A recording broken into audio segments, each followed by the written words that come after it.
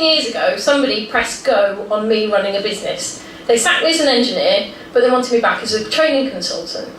And I said yes. I had one client and an idea.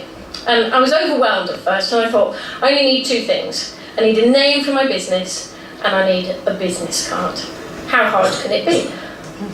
So I went down to my local printer, and I said, I've got an idea for a business, I need a business card, because I thought that's the most important thing. And he put together this monstrosity. And I felt good, because I actually had a business card, so clearly I had a business. I was moving forward. And I went to networking events, and I handed them out, and thought, that will do. People have my contact details. But I wasn't very happy with the quality of them, the look of them. I'm not sure they spoke the kind of rates I was hoping to charge. And this is a genuine business card that somebody put through my door a couple of years ago, and I thought, if I ever need professional decorator, I still wasn't going to hire him. And I thought, this is where I'm going wrong. And what I need is good design.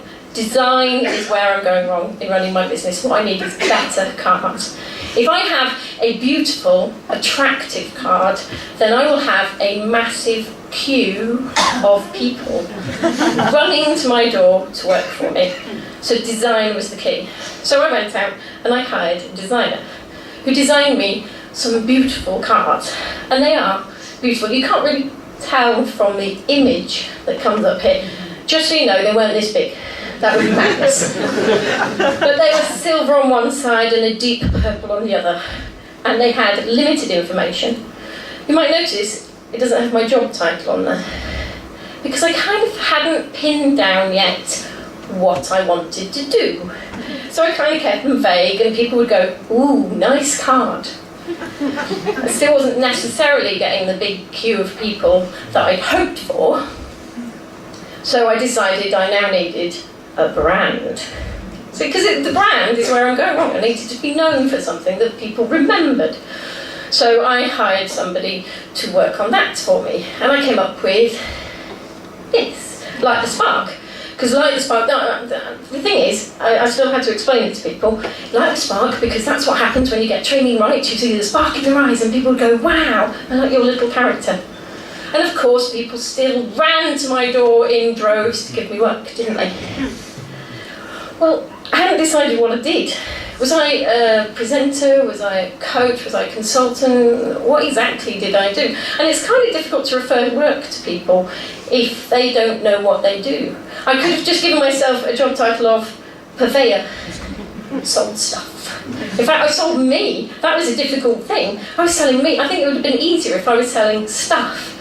Although, if you want to have a kind of analogy, that would be like saying, go and see the girl down the road, she sells liquid. Well, the lemonade or petrol. If you don't know what you do, how can you really get business to come to you? And I have to say, I spent 10 years, thousands of pounds, handing out business cards and going to networking events, and quite honestly, I'd have been better off staying at home. I had one client worth £400 in 10 years from networking and my business cards. So, these are my key learning. If you're going to go into business, if you're going to print business cards, if you're going to write stuff on a website, you need to pass the telephone test. The telephone test, it's quite simple. The first thing I need to know is, when am I going to ring you up? What is going on in my life that I'm going to ring you up? And we all know when to ring a plumber. It's when we splash into the bathroom and the water's on the floor and not in the bath, or it's in the kitchen or in the bedroom. But when do I ring you up? Has my boat capsized? What is it that's going on? What am I seeing? And the second thing is, why do I pick you as opposed to all the other people who do something kind of similar to what you do?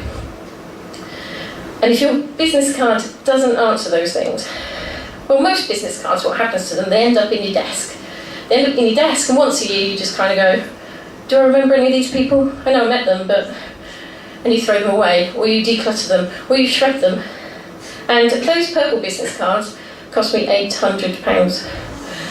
About 95% of them turned into the most expensive compost ever. Get it right.